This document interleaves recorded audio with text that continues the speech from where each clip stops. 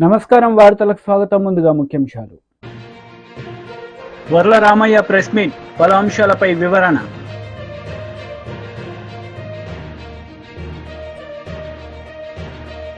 YCP leader Merugu Nagarjuna press meet, పలు అంశాలపై వివరణ.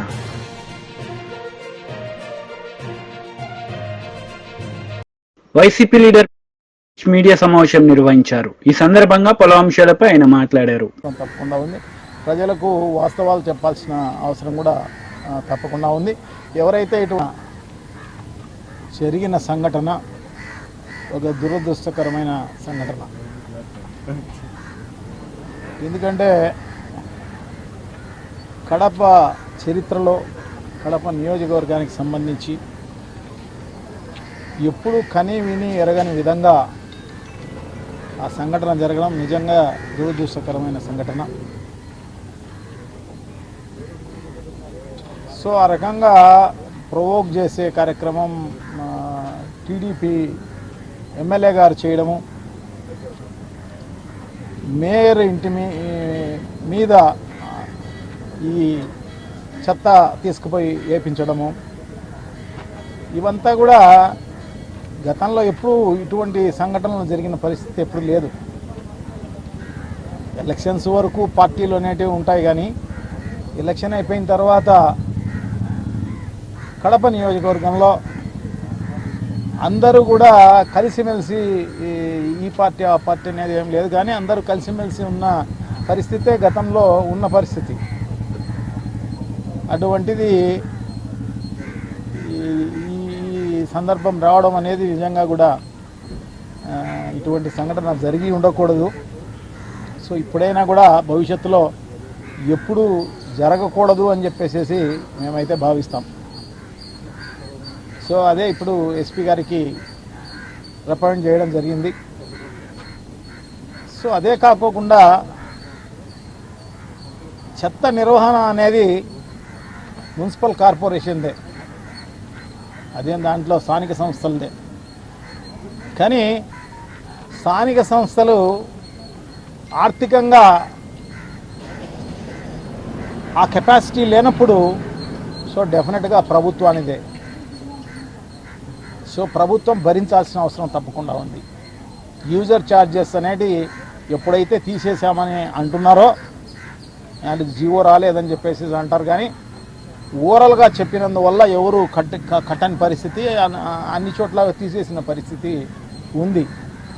అది ప్రజల మెప్పు కోసం అలా చెప్పడం జరిగిందో ఏమో, కానీ మొత్తం పైన యూజర్ ఛార్జెస్ అనేది ఇప్పుడు నుంచి కాదు, దాదాపు 20 ఏళ్ళ నుంచి యూజర్ ఛార్జెస్ గతం నుంచి ఉండేటివి అవన్నీ కూడా.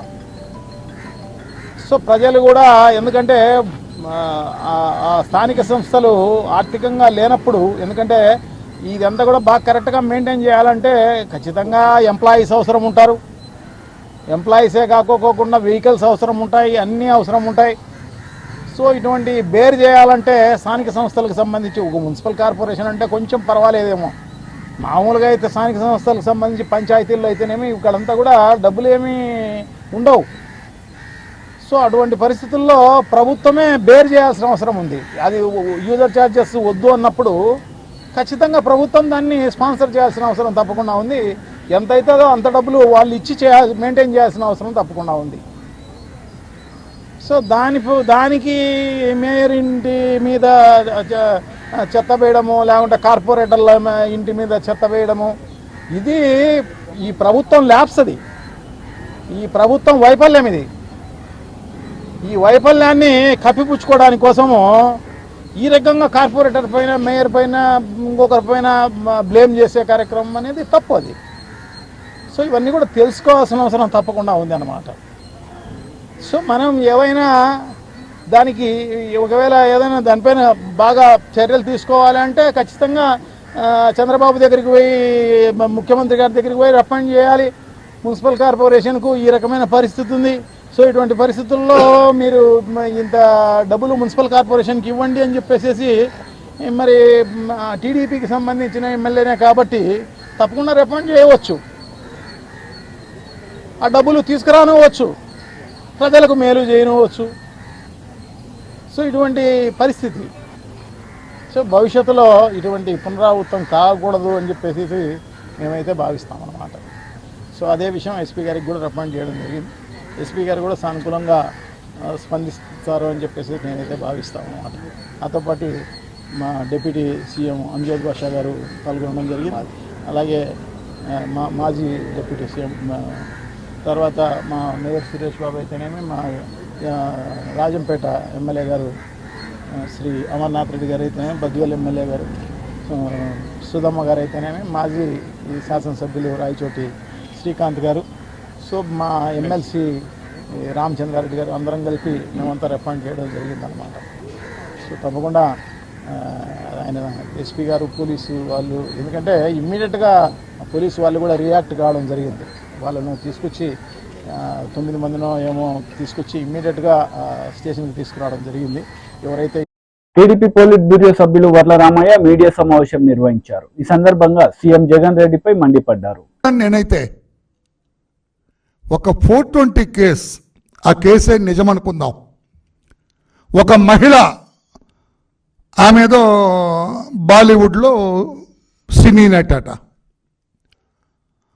ఆమె ఇక్కడ కృష్ణా జిల్లాలో మొవ్వ ప్రాంతంలో, పామరు నియోజకవర్గం మొవ్వ ప్రాంతంలో ఉండే ఒక ముఖ్యమైన వైసీపీ నాయకుడికి పరిచయం అట. ఆ పరిచయం కాస్త ఇంకొంచెం ముందుకు వెళ్ళింది.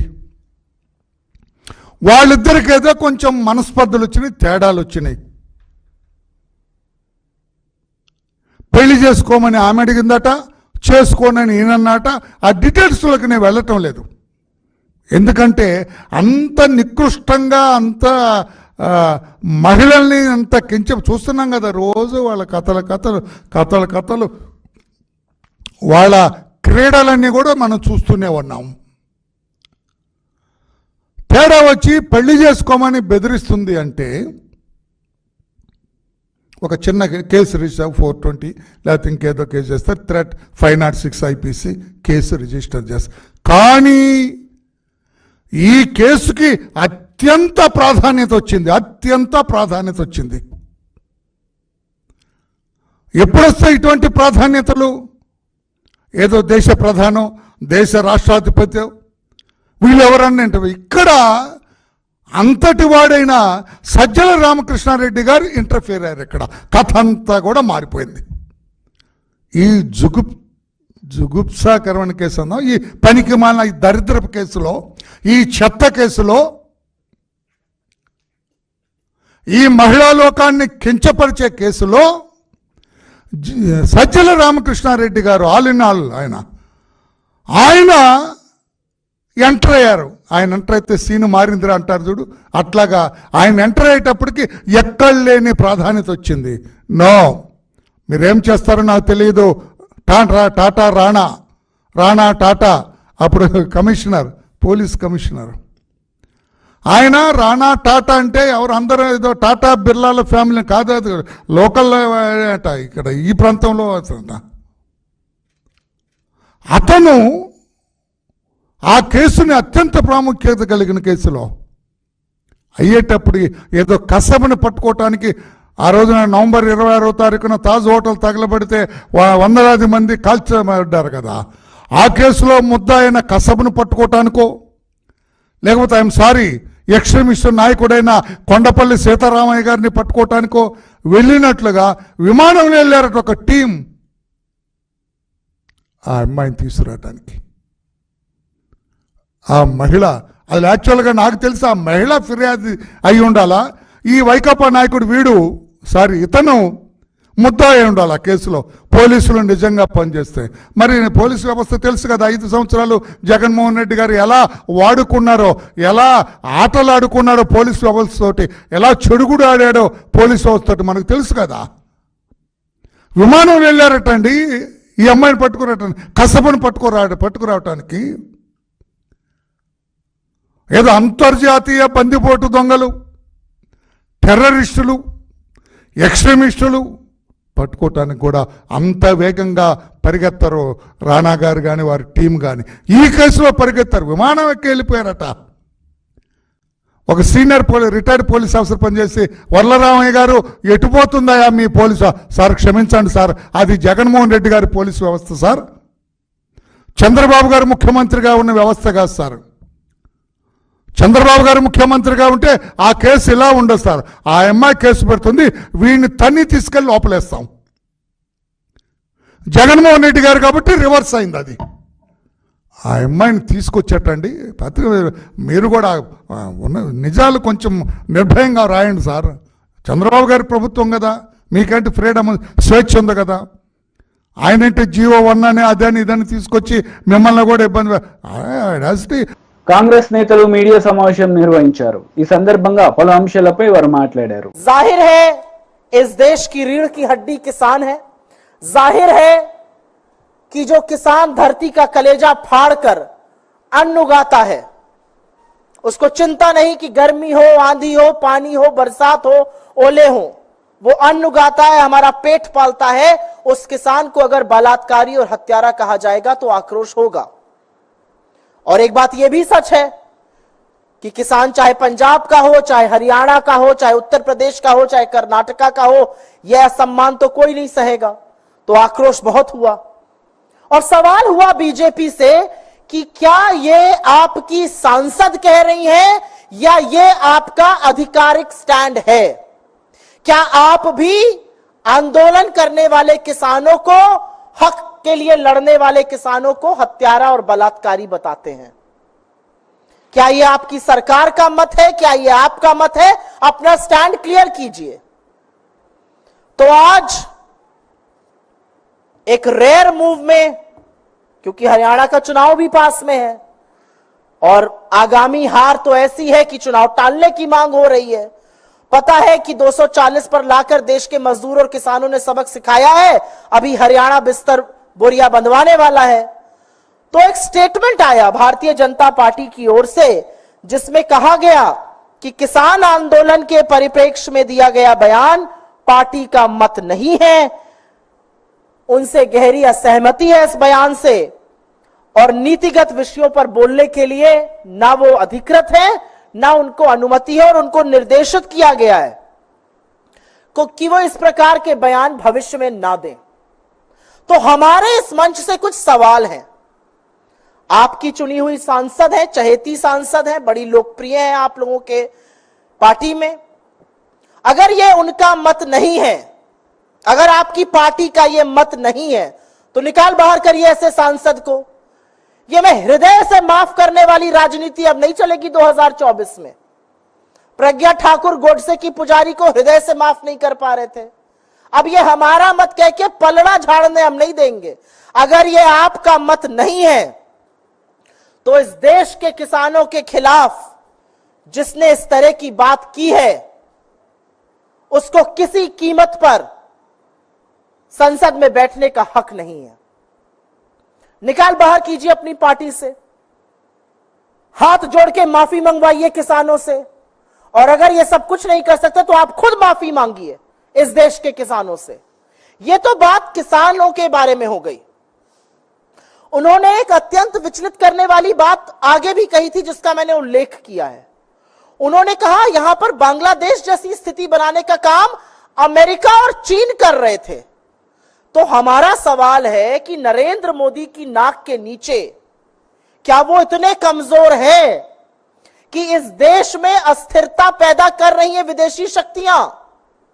तो इस पर पार्टी तो नहीं बोल सकती है। इस देश के विदेश मंत्रालय को, इस देश के गृह मंत्रालय को इस पर जरूर बयान देना चाहिए, जरूर स्पष्टीकरण करना चाहिए, क्योंकि हम भी परेशान हैं।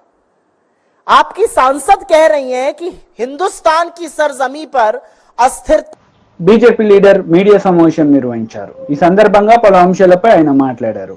2014 तक चीन की कम्युनिस्ट पार्टी दुनिया के सबसे बड़ी राजनीतिक पार्टी, राजनीतिक दल था। 2014 में जब भारतीय जनता पार्टी के 11 करोड़ सदस्य हुए, उसके पश्चात भारतीय जनता पार्टी ये दुनिया की सबसे बड़ी राजनीतिक पार्टी के नाते पहचानी गई। सदस्यता ये सिर्फ संपर्क का कार्यक्रम नहीं, तो देश की जनता तक पहुंचकर भारतीय जनता पार्टी के विचार उन तक पहुंचाना,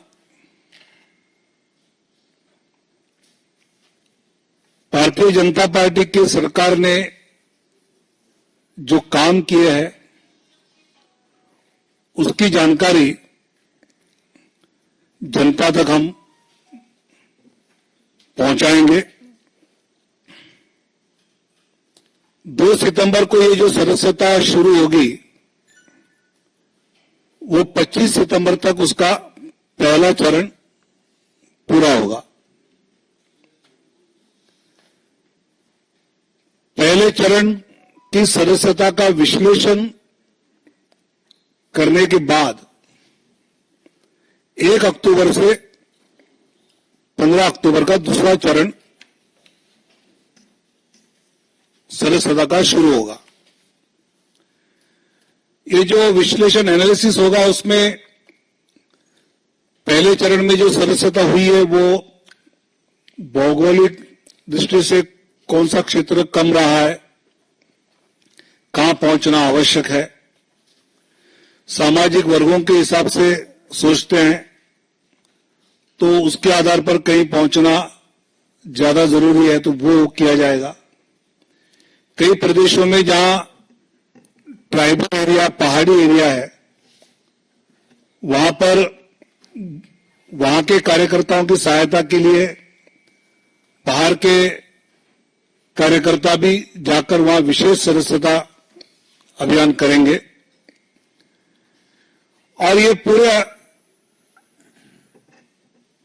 पहले चरण के सदस्यता के बाद एनालिसिस होने पर दूसरे चरण में जो कमियां रही है वो पूरी की जाएगी। ये सदस्यता पहले जो नागरिक भाजपा से जुड़ना चाहता है वो 8800002024 इस नंबर पे मिस कॉल दे या फिर नमो ऐप पर से भी जुड़ सकता है। क्यूआर कोड होगा, भारतीय जनता पार्टी की वेबसाइट है, उससे भी वो पार्टी की सदस्यता ग्रहण कर सकता है। जब ये मिस कॉल दिया जाएगा तब कुछ बेसिक जानकारी का देने का एक मैसेज मिस कॉल देने वाले नागरिक को मिलेगा और वो उसमें अपना नाम, पता और कुछ వైసీపీ లీడర్ మీడియా సమావేశం నిర్వహించారు. ఈ సందర్భంగా పలు అంశాలపై ఆయన మాట్లాడారు. టీడీపీ నాయకులు చెప్పిందే వేదం లేకపోతే అదే చట్టం అనే విధంగా కూడా ఈ రోజు రాష్ట్రంలో రాజ్యం వెళ్తున్నటువంటి పరిస్థితి రాష్ట్రంలో చూస్తా ఉన్నాం. దీని ఫలితంగా వైఎస్ఆర్సీపీ శ్రేణులపైన, టీడీపీకి గిట్టని వారిపైన, సామాన్యులపైన దాడి, దౌర్జన్యాలు, ఆస్తుల ధ్వంసం లేకపోతే హత్యలు జరుగుతూ ఉన్నా ఎవరు పట్టించు. దానికి కారణం చంద్రబాబు గారు పంపిన సందేశం. దానివల్ల పోలీస్ వ్యవస్థ క్రియాహీనంగా మారిపోయినటువంటి పరిస్థితి ఈ రాష్ట్రంలో చూస్తా ఉన్నాం.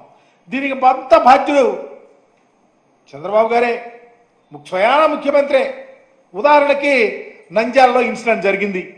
నంద్యాల సమీపంలో సీతారాంపురంలో సుబ్బారాయుడు హత్య, అయ్యా నన్ను చంపేస్తా ఉన్నారు, నా పోలీసులు సపోర్ట్ కావాలి, నన్ను రక్షించందని గగ్గోలు పెడితే ఆయన ఉన్న ప్రాంతం ఎంత దూరం, పోలీసు జిల్లా యంత్రాంగానికి 15 కిలోమీటర్ల దూరంలో ఉంటే ఒక్క పోలీసు కూడా వెళ్ళల.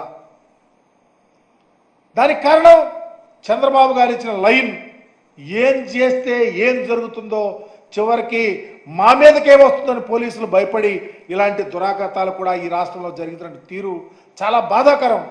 నిజంగా వ్యవస్థ ఒక ప్రక్కకి వెళ్ళిపోతా ఉన్నా నిమ్మకు రేనెత్తేట్టు అధికారాన్ని నడిపే వ్యక్తి తనకు కావలసిన విధంగా ఈరోజు ఈ రాష్ట్రంలో పరిపాలన చేస్తా ఉన్నాడంటే ఎంత బాధ్యతారాహిత్యంగా ఉన్నాడో దీనికి కారణం ఈ రాష్ట్ర ముఖ్యమంత్రి కాదా అని నేను అడుగుతా ఉన్నా. నేను ఇలాంటి చంద్రబాబు నాయుడు గారు ఇలా తప్పుడు సంకేతాలు, తన మాట వినని ఐఏఎస్ ఐపీఎస్ అధికారుల మీద వాళ్ళ ప్లాన్ ప్రకారం వారిని బ్యాట్ చేస్తూ భయభ్రాంతులు చేస్తున్న తీరు ఈ రాష్ట్రంలో కాదు, నిజంగా దేశంలో ఉన్నటువంటి ఈ పోలీసు ఐఏఎస్ ఐపీఎస్ అధికారుల వ్యవస్థకు కళంకితమయ్యే పరిస్థితి వస్తూ ఉంది. దానికి హాజ్యుడు చంద్రబాబు నాయుడు గారు అని చెప్పడానికి ఏమాత్రమూ వెనుకాల్సి ఈ విధంగా చేయటం వల్ల, ఈ విధంగా వ్యవస్థ నడపటం వల్ల ఈ రాష్ట్రంలో రాజకీయ కక్షలతో ఒక ప్రక్క తలలు తెగిపడుతున్నా, మానభంగాలు జరుగుతూ ఉన్నా, ఏం జరుగుతూ ఉన్నా ఈ రాష్ట్రంలో నిమ్మకి నీరెత్తినట్టు వ్యవస్థలు ఆగిపోయి కళ్ళు లేని కబోజుల్లాగా ఉంటే ఈ విధంగా ఏమనుకోవాలి? చివరికి ప్రజలను రక్షించాల్సినటువంటి పోలీసులే ఈరోజు తమకు తాను రక్షించుకోవటానికి చివరికి ఆత్మరక్షణలోకి వెళ్ళిపోయారంటే దీనికి బాధ్యత చంద్రబాబు గారి యొక్క ఆలోచన సరళి, ఆయన పరిపాలన తీరు అని మాత్రం పూర్తిగా అర్థమవుతా ఉంది. ఈరోజు చంద్రబాబు గారి ఆదేశం మేరకు చివరికి బాధితులపై కేసులు పెడుతుంటే ఏ సామాన్యుడైనా పోలీసుల దగ్గరికి ఎందుకు వెళ్తాడు? పోలీసుల వల్ల మాకు న్యాయం జరిగిద్ది, పోలీసులు మాకు అండగా ఉంటారు, మాకు రక్షణ ఉంది అని చెప్పుకోవటానికి ఎక్కడ అవకాశం ఉంది? దాడులు, అఘాయిత్యాలు, అమానుషాలు, వెలివేతలు వీటన్నిటికీ కారణంగా చంద్రబాబు ప్రభుత్వం, చంద్రబాబు గారు నడుపుతా ఉన్నారే.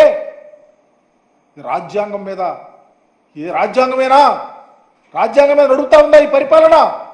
ఇది ఒక నారావారి రెడ్ బుక్ పరిపాలన కాదు అని అడుగుతా ఉన్నా. దీనికి ఎవరు సమాధానం చెప్తారు? ఎందుకంటే నడిచేది నారావారి రాజ్యాంగం.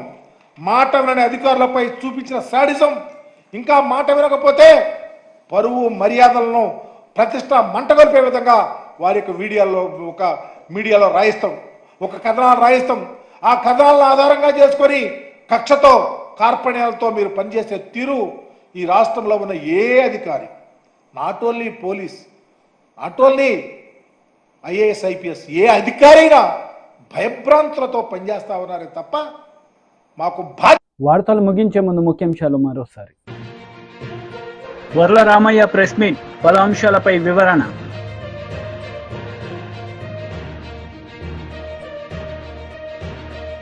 YCP leader Merugu Nagarjuna press meet, పలు అంశాలపై వివరణ.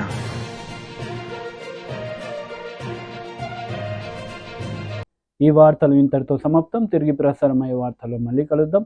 అంతవరకు సెలవు. నమస్తే.